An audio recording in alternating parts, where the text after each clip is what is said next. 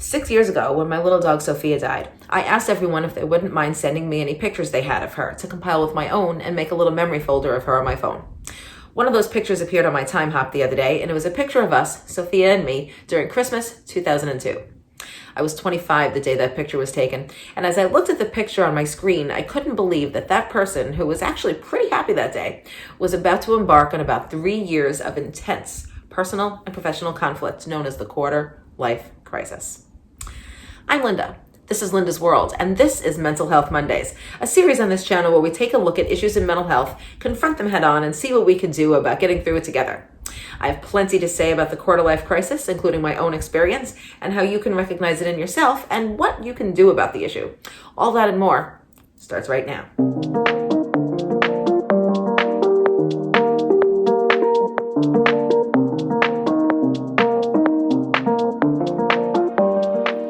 I'd like to begin this video, if I might, by asking you to close your eyes and imagine something. Imagine the average 25-year-old person. Are you having trouble? Of course you are, because there's no such thing as an average 25-year-old person.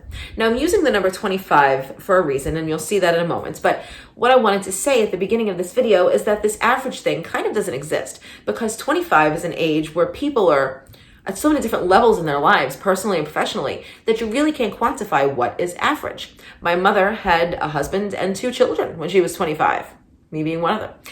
I had a career that was about 2 years in with a pension, my own apartment, and a little dog. Now, there are people I know who are 25 and are still sleeping in their childhood bedrooms that they share with a sibling. There are people who are 25 who are finishing up college, people who are just now enrolling in college, people who spend time traveling because they didn't know what to do with their lives, people who are stuck in the same job they've had since high school, and everything in between. And that's not even mentioning the influencers online who are 25 and making millions of dollars. So where's the average? There's not. And that's how I'd like to begin this conversation.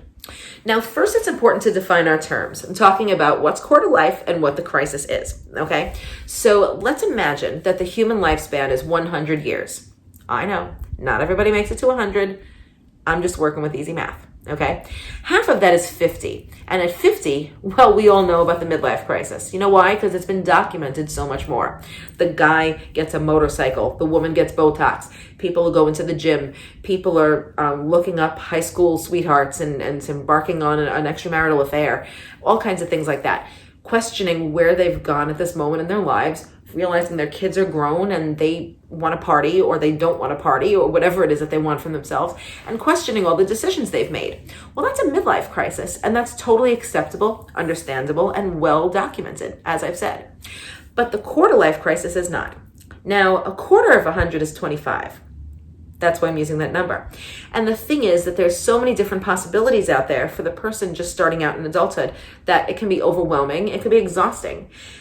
But that exhaustion is often not taken seriously by others, and I'll tell you exactly why. If you're looking at someone who is younger than yourself, to be sympathetic, they're going to be envious of you. Come on, you're an adult. What are you complaining about? If you're looking at someone who is the same age as you, they don't have time for your complaints because they're too busy worried about their own quarter-life crisis. And if you ask a person for advice or vent to someone who's older than you, they're going to tell you some kind of usual pat answer like, oh, come on, you're young, what do you have to complain about? Wait till you get to be my age, then you'll be tired, right? Nevertheless, those are some of the pat answers you're going to get. So you're sitting there and you're wondering what it is that you should be doing in life. Is it the thing you're doing? Is it something totally different? Are you on the right path or what? And you kind of have no one to talk to because there are such limited resources for this problem. And it's only recently in mental health that people have been documenting this particular problem. So what are the symptoms? What's the problem? What's the mental health issue that's driving 25-year-old people insane? Well, let's take a look. Now, woven throughout these symptoms, I'm going to be peppering in my own examples of my own personal life because, as I said, I've been there and done that, okay? Now, the first thing that I want to get into as far as the quarter-life crisis and its symptoms is disillusionment, okay? Now, let's take, for example, a person who has graduated from school, chosen a major, took all the coursework, put out their resumes and gotten a job, okay? The job for your career. So now you're sitting in your job and you're doing some work and you're not being paid much because you haven't been there that long. And you're watching older people go through it and tell you what to do, and they're being paid more. And you're sitting there in the career you chose, the career you thought was going to be the next 40 years of your life, and you'd save the world and whatnot. And you're just kind of sitting there filing papers. And you honestly are disillusioned. You're like, this is what I chose. This is what I wanted to do. Like, oh my God, this is so boring. Or, oh my God, this is so pointless. Or, this is grunt work. This is never going to make me rich. This is never going to make me known. This is never going to fulfill me because it's not what I thought. I can't tell you as a teacher how many times people have taken the forensics classes in my high school because they watch like CSI or SVU or any one of those letters with the cop shows and any one of those Law and Orders, and they can't believe that it's so cool that you get to work with DNA samples and stuff like that and dead bodies. Then they get to forensics, see that it's some boring science, and that kills the dream. Okay, now these people, I would tell to steer clear of that for a college setting. It's like, if you're bored by that stuff in high school, you better believe that your career is going to be day in, day out forensics. You may want to consider a different option, right? Then there's people who elect to go into education like myself. I'm just giving you a couple of examples of this disillusionment here. Now, I became a teacher, and I'm going to be totally honest. I did not become a teacher to save the world. I did not become a teacher to save children. That's not what I did that for. I mean, it's a wonderful thing if I do, and I didn't go into it just for summers off. If I'm being perfectly honest, I became a teacher because one of the things that I love most on this planet is looking at story and dissecting story and enjoying narrative. And I think that anyone who watched my previous video about the me you can't see knows how I feel about story and narrative and personal experience. And so it was my desire to spend the next 30 years of my life helping people younger than myself dissect story and realize where to put it in terms of their careers, their education, and their lives. That's why I teach high school English, you know. Nevertheless, that was something that I got to, and well, after a while became disillusioned. I wasn't disillusioned at first, I have to tell you. Did I just say disillusioned? So I wasn't, though. I actually enjoyed it. But then my quarter-life crisis started to creep in. And then the job started to get a little old. And then there was a changing of the guard as far as personnel. And I got a supervisor that wasn't the same as the old supervisor with whom I had my problems. But this other individual made things a little dark for me at work. And so I started to be disillusioned. I was like, Linda, you went into this so that you can take the minds of young people and train them to dissect story so that they can be successful when the story of their own lives unfold, right? And now you're not getting to do that. And they're throwing stuff at you to do that clearly doesn't work and whatever. And I became disillusioned. And that was a huge symptom. That's something I knew. Like now, looking back in retrospect, I remember being so disillusioned and knowing that was part of the quarter-life crisis. It's like, okay, major in this. You gave me a job in this. I'm working at this. This is it. Right? Now, the next symptom that you want to look out for to determine whether or not you're experiencing a quarter-life crisis is overly comparing yourself to your peers. And when I say that, I don't just mean like who has better hair and nails or something, or like, you know, who decorated their room pretty or whatever. I'm talking about looking at their lives. I'm not talking about like, oh my God, I love that sweater, I have to have it. I mean looking at your peers' personal and professional lives.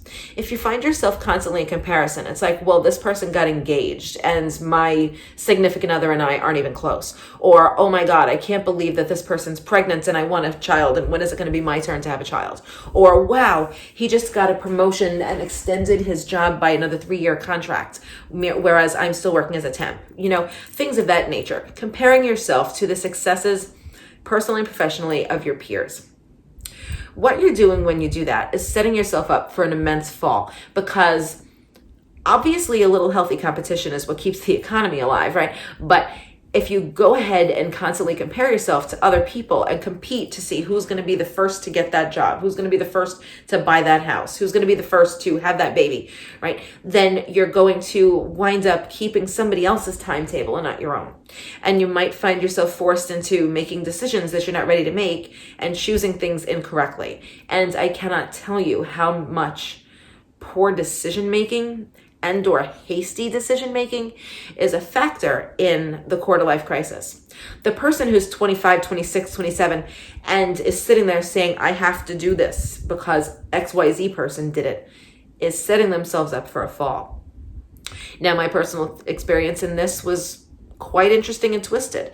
It was Christmas 2002, the very time of that picture I talked about in the introduction, that I was embarking on this relationship. It was a relationship with a person that I was, I guess, just in the process of realizing was crazy abusive. Not physically so. I want to be clear about that. He never laid a hand on me, but unbelievably abusive. But there I was, Christmas, all wrapped up in the time, all saying, look, I've got a boyfriend for Christmas. What a cliche am I? I'm a girl and I'm attached with Christmas. This is beautiful. You know, like I can get him a gift. He can get me a gift. We'll be like, oh, it's Christmas. Oh, you know, and just have this relationship. And the thing was, what I was ignoring was the fact that this person was deplorable. And this person was really not only using me, but belittling me and being abusive to me on a daily basis, to the point where I really didn't recover from his words for years.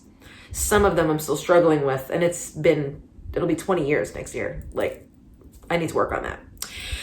But in any case, why did I do it? Back to the quarter-life crisis. I embarked on this relationship not even actually really liking this person much, because other folks who were 25 were attached at Christmas.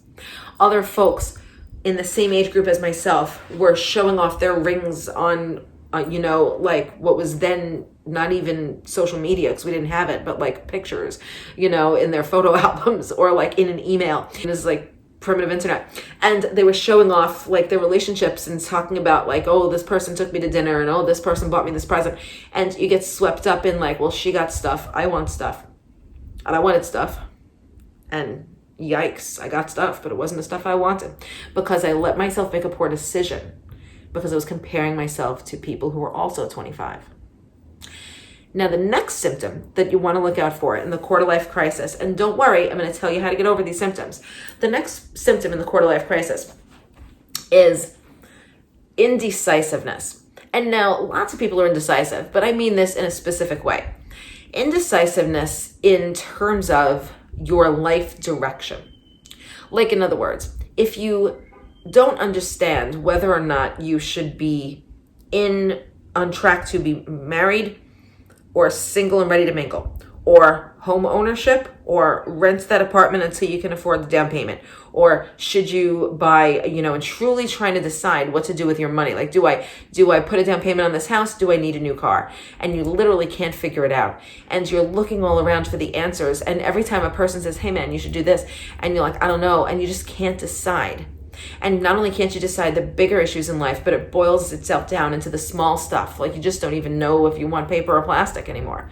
You can't make an adequate decision, because you're second guessing yourself, because you're afraid that if you choose the wrong path, it's your life forever. Okay. Now, one of the hallmarks of youth is having two things happen. I had neither of these things, but a lot of people did. I was a strange kid. One of the hallmarks of youth is being thinking that everything that's going on is forever. And another one is that how can I put this? That you think that you're invincible. Okay. Now, I didn't have either of these, but the thing is, it's really easy for a person to fall into the trap of invincibility and thinking something is forever. Now, Miley Cyrus, who is in this age group, well, I guess Miley's a little older now. She said in her interview with Alexandra Cooper of Call Her Daddy that one of her favorite parts of Midnight Sky, a favorite song of mine, is the lyric "forever and ever, no more." And she says that when we're in junior high school or whatever, we're like BFFs forever. And like, we get like our first high school boyfriend or girlfriend. And we're like, oh, we're going to be together forever. These are the people, on your cheerleading squad or whatever. These are the people who are going to be my best friends forever. And like, forever isn't guaranteed, and it doesn't have to be. Because another part of the quarter-life crisis, and this is the next symptom, is that from the indecisiveness comes this thing where you feel like everything is so grave that it's set in stone. If you find yourself thinking that anything you say or do is permanent, it's not. Okay. And the thing is that we get into this head structure when we're in our mid-20s where we think that we have to choose right now. And we have to make this happen and we have to do this because it's permanent. I can't even tell you the things that were true of me at 25. People I know, places I went, even foods I ate, just stuff about my life that, serious and not serious, that I don't even know anymore, that haven't existed for me for years. And you know something? It's fine. Okay? I used to get a vanilla latte at Starbucks. I don't anymore. That's a stupid example. But what I'm trying to say is that, it's not forever. Let me put it to you this way. When they tell you the SAT is a serious issue and you have to study, and you think that if you don't pass the SAT, you don't get into a good college, which means that you're going to not make any money and you're going to die penniless and alone. So you think that the SAT is the day that determines your whole life? It doesn't. And neither are some of the decisions you make at 25, because everything is subject to change. There are people who have entire second careers.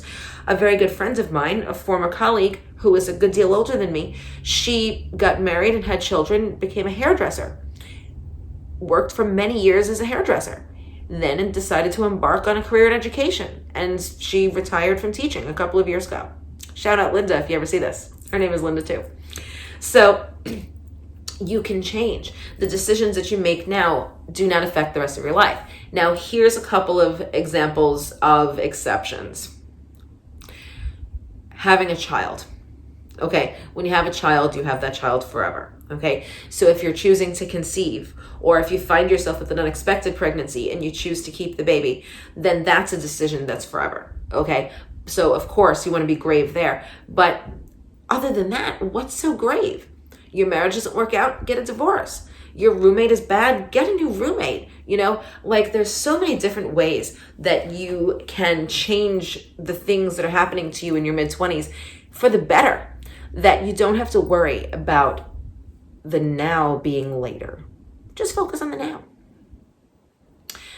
Now, another symptom of the QuarterLife crisis to look out for is a sudden nostalgia, almost as if you're elderly, like nostalgia for when you were a kid. Stuff that you used to do when you were 5, 12, 17, 11, name your age, and you start getting really, really into it again and just sort of wanting to close the doors of time and pretend it's that time again and get into it. A perfect example is the fact that when I was about 23 or so, I suddenly really wanted to color. So I got myself a Crayola 64 pack and a coloring book, and I went to town because it's something I enjoyed when I was a kid. One time, my ex-friend Nicole and I, that's a huge story time, we went to Toys R Us in Times Square, and they had this Cabbage Patch Kids center where you could adopt your Cabbage Patch Kid, and I adopted one, and she was wearing a little sailor outfit, and she had blonde hair, and her name was Elizabeth Victoria. And I did that at 26 because I just wanted a Cabbage Patch Kid back when I was 7, you know what I mean? And so that's something I did to have nostalgia. So and a person may laugh at you. That's another part of this that I'm trying to impart to you is this thing where your crisis isn't taken seriously and people just think you're being weird, and it's really ageism if you think about it, because a person who's older than you will look at you when you say, oh yeah, remember the good days, remember those times, and they're remember what, you're 2, and they're gonna make fun of your age and the way that you're approaching it. They're gonna make you feel guilty for looking back on the past, because they're what past? You're 2 years old. What, are you kidding me? And that's, well, just let that roll off your back, because only you know when you're in a phase of nostalgia. And I don't care if you're 11 or 91, everybody's allowed to look back into the past. But when it becomes a problem is when you start focusing on this nostalgia in such a way that it impacts your present. When you can't sit and enjoy your present and do the things that are in the now because you're so hyper-focused on the good times of the past. Romanticizing the past is something that happens as well. We have a tendency as we reach adulthood and get a little further into adulthood to romanticize the good times of our childhood and forget about the negativity. In my personal life, I remember 1989, and I remember it fondly. I remember the year I was in the 7th grade, and I remember listening to Janet Jackson's Rhythm Nation album. I remember going to the store called Infinity Records and Tapes and getting my Samantha Fox songs on 45. I know how I'm dating myself here. And but yet I'm conveniently forgetting all the horrors. I'm forgetting Mr. Geen in future studies class who would yell at us if we didn't like program the robot correctly. I'm forgetting about the friend bully I had named Marie Ann and the fact that she used to like make me write her letters and threaten like people were going to physically attack me if I didn't stay her friend. And, I remember the forced participation in the science fair. Terrible things that happened to me in 1989. But in my quarter-life crisis, I had such nostalgia for the good ones, like Escapade by Janet Jackson or Hangin' Tough by the New Kids on the Block, that I forgot about the bad times. I was romanticizing a time in my past because my present was in such flux that I had to dial it back to a time that I knew and a time that I was comfortable with because it had already happened. Now, there's so many other things that I could put on this list of symptoms of the quarter-life crisis, but I think that you may understand where I'm coming from here. I hope you do anyway. And if you're already hearing this and questioning things and saying that you identify with at least one of the things that I'm saying, and you fit the general age requirement, then this might actually be you. Now, there's no need to panic because this does have a natural ending place. For me personally, my natural ending place came with my bipolar diagnosis at the age of 28. But here's the thing. It doesn't have to go that far, okay? That's just my special case in mental health. That has nothing to do with this. I had to realize that I had my own other chemical imbalances going on. Nevertheless, the career, the personal, it worked itself out. It got crazy again, but then it worked itself out again. And the natural ebb and flow of life continued till the present day that I'm 44. Am I psychologically well adjusted? Am I happy in my life? Not really. But I know that I can be because I have been, and that's one of the things that only time will tell. You can't suddenly become middle-aged, so this is not an overnight cure-all. But what I want to say is that please understand that God willing you make it to my age and my mother's age and her mother's age and so forth down the line to be 100, that you will find these things easier, that you'll notice the ebb and flow of being comfortable with your life, personally and professionally. You'll note when times are bad and say, well, that's okay because I'm going to come out of it. And then they'll be down and you'll be like, well, that's okay. I have to come up. And I think you get my drift. So what I'm saying is just let the time go by and your life will be filled. This is not to say we need to rely on fate. Of course, our decisions, our choices depend on, our lives depend on our choices. But what I'm saying is understand that the ebb and flow is natural of times when you're totally satisfied with stuff and times when you're totally dissatisfied with stuff. Now, what can you do to combat this besides just waiting around on time? Well, one of the things that I had to recognize in my own disorder and in my own crisis was I had to know that I'm not about anybody else's expectations and timetables. I'm not going to do something because someone thinks it's a good idea. I'm doing it if I think it's a good idea. I can't even tell you. I'm 44 years old. Most of the people that I know have children that are like in college. You know what I mean? There's people in my age group, people I graduated with who have grandchildren. And I can sit here and sing a little sad song about how I don't own my own home and I'm not currently married and I don't have children and grandchildren and I haven't moved to the suburbs and take all the kids to soccer, But here's the thing, that's nothing that I ever wanted. If that's something that's of interest to you, I'm not trying to poo-poo it. I'm saying it's not good for me, So I'm not going to stand there and be like, I'm behind on this timetable because I think that at the age of 44, I'm exactly where I need to be. Now, there's other things going on where I prefer not to, it's a whole other video. But I'm saying as far as the timetable, I'm good. I'm on track for retirement, for example. My pension is such. Like, I have the certain things that are of interest to me in my timetable that I am comfortable with. And it doesn't necessarily fit other people's timetables or expectations of me. And that's totally fine. Now, I also recommend very much that a person who is feeling this way try to limit your looking at social media at people who are in your generation. Like, obviously talk to your friends and keep up and comment on their pics and all that stuff. Like, just be on Instagram and enjoy yourself. But try to limit, if you find that it's becoming a problem for you, a little bit of self-imposed limitation on studying people's lives on social media. Because I'm going to tell you right now, social media didn't exist until I was 20, wait for it, I was 29 when MySpace came out.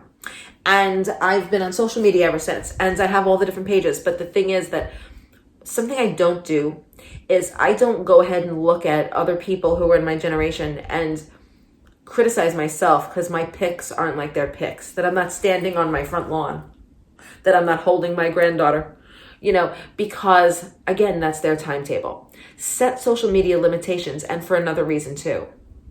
Folks, Instagram, Facebook, Twitter, Snapchat, what am I missing? TikTok. That's people's highlight reel. That's not their life. That's the part of their life that they have painstakingly edited and put up to show you how awesome they are. Maybe they're awesome. Maybe they're not. Nobody's totally awesome. That pic isn't real. I know it's them in the pic, but you know what I'm saying. You don't see the negative times because who's going to share that on Facebook? Who's going to take a picture of themselves with the flu and cooking dinner for 3 kids and wanting to cry on Instagram? You're not going to share that. Okay? You're going to share, look, when we went to Disney, right? And that's awesome, but that's not for comparison. So limit your social media intake if it's bothering you. My final piece of advice, as far as harnessing the pain of your quarter-life crisis and not giving into the doubt and letting this destroy you, is you want to consider the future. But hear me out. You're not going to think about your future. You're going to think about the fact that regardless of how it all pans out, there's going to be one. Assuming you live, okay? I'm not saying that. Assuming you live, you will have a future, and you don't know what's coming. You don't know some of the negatives that could befall you, but also some of the blessings that you haven't even seen yet. So you don't have to worry about your timetable because there's a timetable out there that's going to meet you. Okay? You don't even know who you're going to meet. You don't even know what plane you're going to get on. You don't know what baby is going to come along, what beautiful little kitten is going to be adopted, what fantastic career option is going to be put in your lap, at any given time to earn you a 6-figure salary. You don't know. Okay? Now you have to work on it, but the thing is, anything can happen. Okay? One of the most profound things I've ever heard on TV was this episode of Murphy Brown. There was a 20-something woman who was an anchor person on the fictional FYI, the TV show she worked on. And her name was McGovern. And she'd been a former MTV person. And she said that trying to, carve her way in the show, Murphy said to her the following. She said, oh, sure, there are things about being in your 20s that are great. You could run up 3 flights of stairs without getting winded. You can hold your liquor. She goes, but meanwhile, in my 40s, I won Humboldt Awards. I had a child. I traveled the world. I met 3 presidents. And she listed all the accolades that she'd experienced since she was 40. So basically what I'm saying to you is Murphy Brown was right. You never know. Every decade brings with it new coolness. It brings some heartache too, but it brings new coolness. So there you go. I'm done waxing poetic about the future because it just happens. Okay? You don't know what's going to happen. Just as I didn't know that the ridiculous sound effects were going to be outside my window. So I think I'm about ready to wrap it up. My parting words to you about the quarter-life crisis are as follows. It is 100% normal to feel your feelings. Okay? I'm not suggesting you need to snap out of it. However, I am suggesting to take your own thoughts, your own insecurities with a grain of salt. Pretend that your insecurities are coming from someone who doesn't know you well. You know what I mean? Even though it's coming from you, because those insecurities about your timeline, they have a way of fading away when new things and people and jobs and trips and money and people and pets and parties and great experiences come into your life.